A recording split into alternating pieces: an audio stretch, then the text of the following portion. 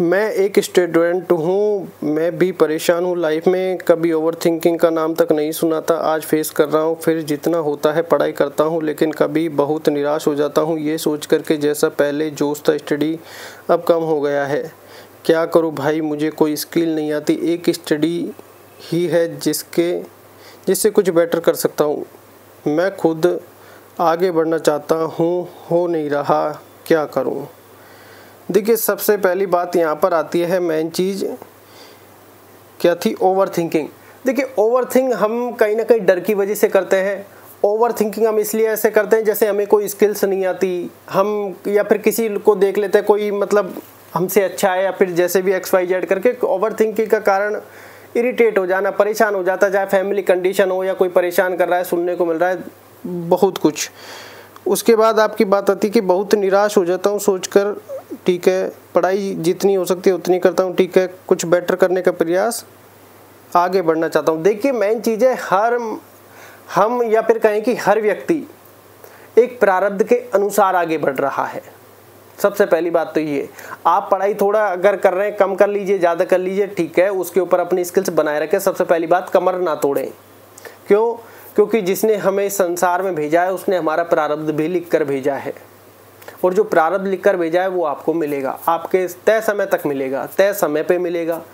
फिर बात आ जाती है कर्म की, फिर लड़ाई वहीं आ जाती है घूम फिर कर की, कर्म।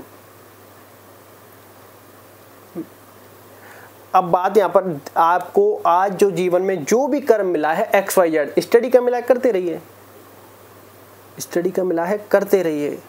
आप सोच रहे हो उससे क्या होगा? देखो, अगर आपके भाग्य में पैसा लिखा है, आप पढ़ाई कर रहे हैं, तो समय अपनी रूपरेखा अपने आप बनाएगा कि आप तक पैसे कैसे पहुंचाएगा, चाहे कोई डंडे मार के ही देके जाए। मेन चीज़ है वो आपके प्रारब्ध में लिखा हुआ है। जो चीज़ आपके प्रारब्ध में लिखी हुई है वो आपके तय समय पर आपको मिलेगी। आज आपको स्टडी करने को मिल रही है, आप स्टडी कीजिए, बिल्कुल भी ओवर थिंकिंग ना करें, कोशिश हर बार इससे बचें, माइंड को फ्री कर दें।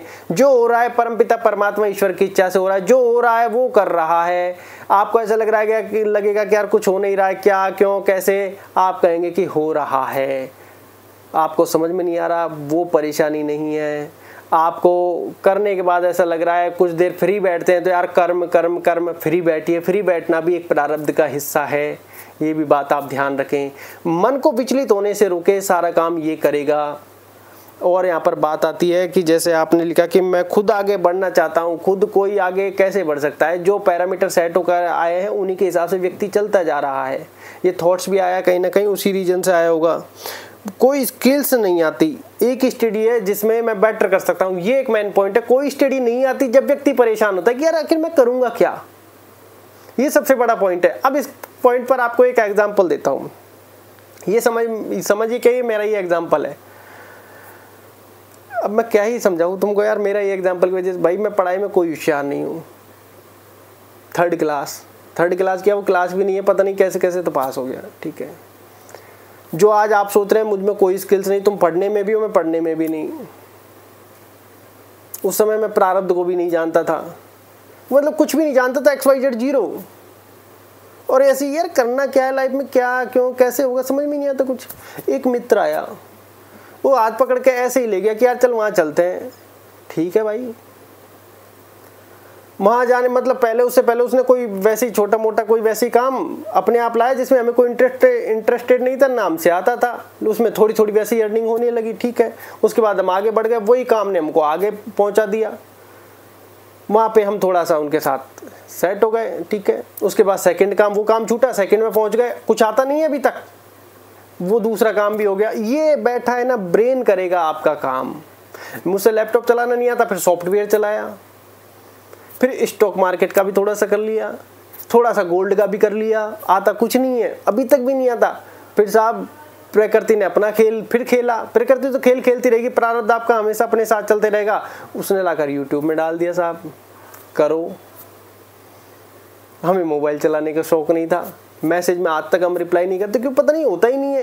किसी को कोई पूछ देख, अब इसके ऊपर कारण क्या है, एक मेन कारण भी है। जो हो रहा है परमात्मा की इच्छा से हो रहा है, सबसे पहले ये मान ले कि हम कुछ नहीं कर रहे, वो कर रहा है। जब हम करने पर आते हैं इसलिए ही हम परेशान होते हैं कि हम करना है सब कुछ, हमको करना है सब कुछ, हम नहीं करेंगे तो कैसे होगा। अरे भैया सब हो रहा है, तुम्हारे जो प्रारब्ध में है वो होगा। पैसे भी लिखे हैं तो आएंगे, सब कुछ हो रहा है। आपको जो मिला है वो आप फ्री माइंड से करते जाइए, अपने मानसिक और शारीरिक हेल्थ को बनाए रखें।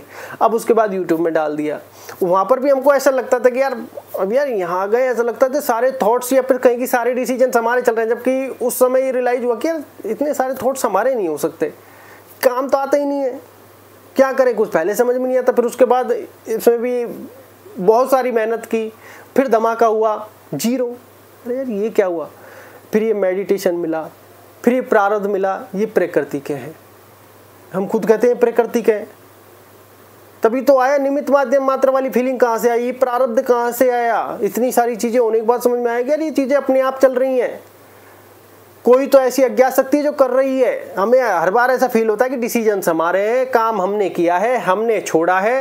ये सब बहुत सी बार भ्रम, एक लूप सा मालूम होता है कि यार ये क्या है, काम कर रहे हैं या हो रहा है। अपने आप से बातें करते जब ऐसी फीलिंग आती काम हो रहा है, हमारा फोकट का लोड है माइंड के ऊपर, क्योंकि बहुत सारे थॉट्स आते हैं। चलो ठीक है ये आएंगे, शरीर को बचा कर रखो। इस पर थॉट ये परेशान होगा तो ये खराब होगा, और ये खराब हो गया तो फिर चाहे कैसा भी सुख आ जाए, ये खराब है तो फिर तो मामला ही खराब है। आप कुछ चीज को भोग ही नहीं सकते। तो मेन चीज है कि मैं खुद आगे बढ़ना चाहता हूँ, हो नहीं रहा है। अरे आप ईश्वर के ऊपर जोड़िए भाई, जो कर रहा है तू कर रहा है, और जो हो रहा है वो भी तू ही कर रहा है। हम निमित्त माध्यम मात्र हैं।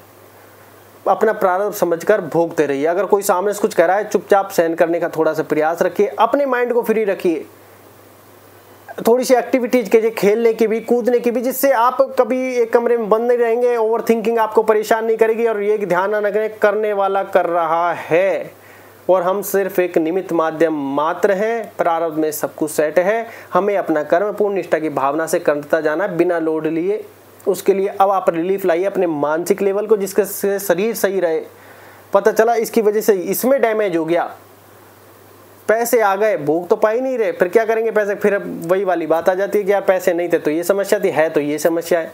इसलिए माइंड को आप फ्री रखिए। सब कुछ हो रहा है, आप एक लगा लीजिए सब हो रहा है, सब हो रहा है, सब परमात्मा की कृपा है, सब मस्त है, अच्छा चल रहा है। मतलब धीरे धीरे आपकी चीज़ें रिलीफ में आएंगी। इसको सुधार लीजिए कि हाँ भाई सब हो रहा है, सब परमात्मा की इच्छा है, उसके बिना पत्ता भी नहीं हिलता। तो आप मेडिटेशन ध्यान कर सकते हैं, नाम जाप कर सकते हैं, अपने आप को फ्री रख के डीप ब्रीदिंग कर सकते हैं ओवर थिंकिंग के लिए। ये सब चीज़ों को अपनाने का प्रयास करें। धन्यवाद।